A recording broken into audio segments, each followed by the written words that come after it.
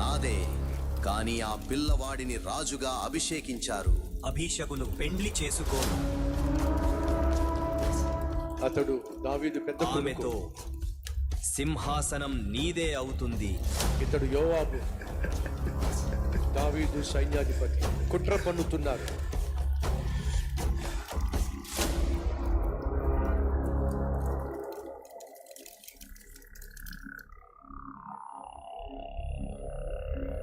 సమాధానముగా వచ్చాను. నీతో చెప్పాల్సిన విషయముంది. ఆమె బెత్షెబా, చెప్పు. రాజ్యం నాదే, కాని ఇప్పుడది నా సహోదరుడిది. దయచేసి రాజైన సొలొమోను నడుగు, అతడు నిన్ను తిరస్కరించడు. షూనేమియురాలైన అబీషగును భార్యగా ఇవ్వమని చెప్పు.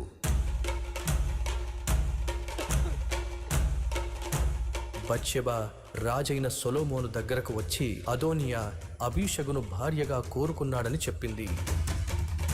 సొలొమోనుకు పట్టజాలనంత కోపం వచ్చింది.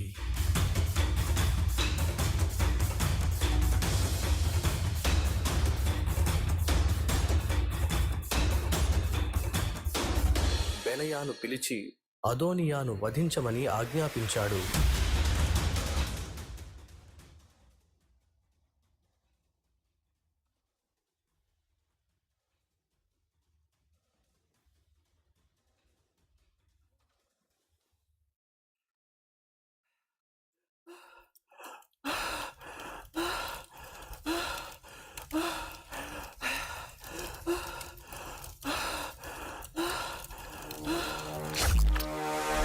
అదోనియా మరణించిన తరువాత సొలొమోను తన సింహాసనాన్ని న్యాయంతో స్థిరపరిచాడు. నిరపరాధ రక్తాన్ని చిందించి అదోనియాకు తోడైన యోయాబు బెనయా చేత చంపబడ్డాడు. అబ్యాతారు యాజకుడుగా తొలగించబడ్డాడు. అతని యాజకత్వం శాశ్వతంగా ముగిసింది. బెనయా రాజాజ్ఞ ప్రకారం సిమీయిని సంహరించాడు. ఇలా సొలొమోను రాజ్యం స్థిరపడింది. సొలొమోను కీర్తి ఎంతగానో విస్తరించింది.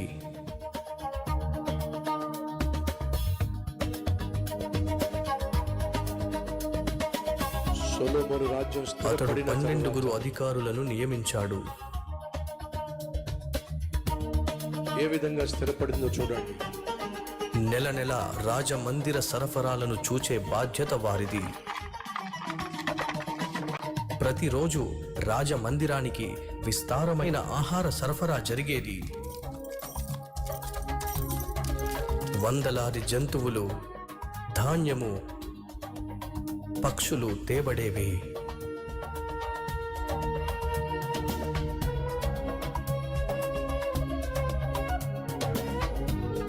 సొలొమోను 12,000 గుర్రాలు, 1400 రథాలతో సరిహద్దులను స్థిరపరిచి రాజ్యాన్ని పాలించాడు.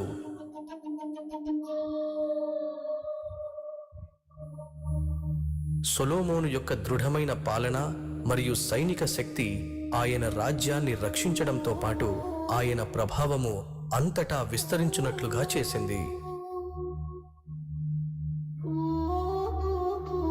Right friends,